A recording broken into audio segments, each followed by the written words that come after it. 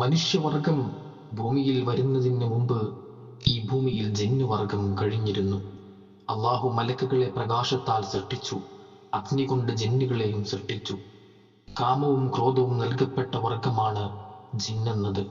അദൃശ്യ രൂപങ്ങളാണ് അവർ. അവർക്ക് വിവിധ രൂപങ്ങൾ സ്വീകരിക്കാൻ കഴിയും. അവർക്കിടയിൽ ബുദ്ധിമാന്മാരും മൂഢന്മാരുമുണ്ട്, ധനികരും ദരിദ്രരുമുണ്ട്, നന്മ ചെയ്യുന്നവരും തിന്മ പ്രവർത്തിക്കുന്നവരുമുണ്ട്. നന്മ ചെയ്യുന്നവർ സ്വാലിഹീങ്ങൾ, തിന്മ പ്രവർത്തിക്കുന്നവർ ശൈത്വാന്മാർ. ജിന്ന് വർഗത്തിൽ സ്ത്രീ പുരുഷന്മാരുണ്ട്. അവർ വിവാഹിതരാവുകയും വംശവർദ്ധന നടത്തുകയും ചെയ്യുന്നു. ജിന്ന് വർഗത്തെയും മനുഷ്യവർഗത്തെയും വിശുദ്ധ ഖുർആൻ അഭിസംബോധന ചെയ്യുന്നുണ്ട്.